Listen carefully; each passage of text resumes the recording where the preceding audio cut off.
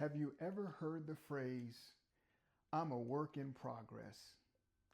I've used that phrase before, and the truth be told, I used it as an excuse and as a passive excuse because I wasn't really working on my progress.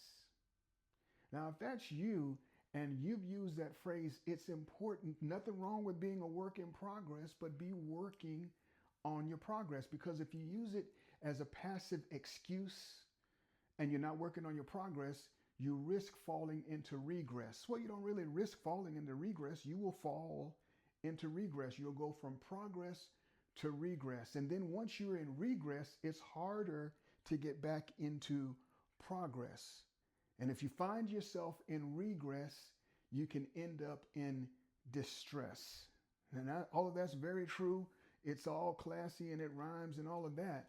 But the point of it is true. I hope that clicks with you today. So it's important to be working on yourself. There's a saying by Jim Rohn that he said, work harder on yourself than you work on anything else. And here's the other important point that I want to encourage you to do is work harder on yourself than you expect God to work on you. You know, a lot of times we put more on God and his responsibility for us than we put on ourselves. Work harder on yourself than you work on anything else. Be a work in progress so you don't fall into distress. All right, family, be blessed.